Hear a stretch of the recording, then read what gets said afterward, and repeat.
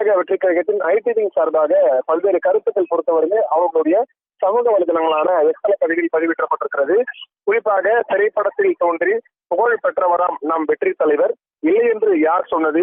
தலைவரே இதை தேர்ந்து பிரச்சாரம் கூட்டத்தில் சொன்னாரே, ஆனால் இது கூட தெரியாமல் திருந்து போன சக்தி திரைப்பட புகழ் என்று ஏராளம் பேசுவது ஏனோ என்று தெரியவில்லை எனும் தற்பொழுது விமர்சனங்களை முன்வைத்திருக்கிறார்கள்.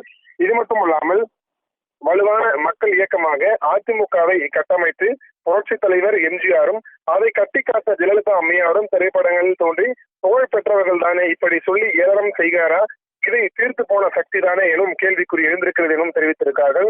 இது மட்டுமல்லாமல் அப்பழுக்கற்ற தொண்டர்களை இயக்கத்தை அடகு வைத்து கரையால் காணாமல் போக செய்த இந்த தீர்த்து போன சக்தியை எம்ஜிஆரின் ஆவியும் ஜெயலலிதாவின் அம்மையாரும் ஆவியும் எப்படி மன்னிக்கும் எனவும், கோட்சூட் போட்டாவுக்கு என்று நீங்கள் பேசுவது மட்டும் பணிவான பேச்சா, பண்பான பேச்சா மிஸ்டர் தீர்ந்து போன சக்தியே என கேள்வி எழுப்பியிருக்கார்கள்.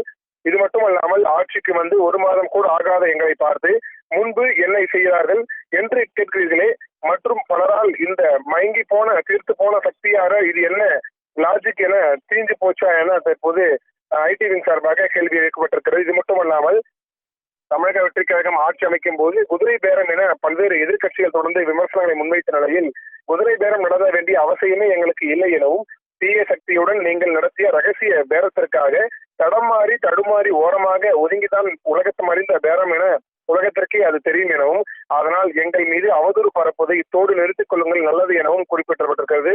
இது மட்டுமல்லாமல் ஒவ்வொன்றாக நிறைவேற நீங்கள் அரசியலின் கரையோர முடியாமல் தத்தளிக்க போவது தமிழக மக்கள் பார்க்கத்தான் போகிறார்கள். பொதுச் செயலாளர் என்ற முறையில் தமிழகம் முழுவதையும் பற்றி பேசினால் பரவாயில்லை, ஒரே ஒரு மாவட்டத்தில் பெற்ற வெற்றியை மட்டும் சிலாக்கி அர்த்தம் என்று என்ன ஒரு கேள்விக்குறியானது எழுந்திருக்கிறது. நீங்கள் மாவட்டத்துக்கு உள்ளேயே மடங்கி முடங்கி அடங்கி போவதுதானே ஏற்பிருக்கார்கள்.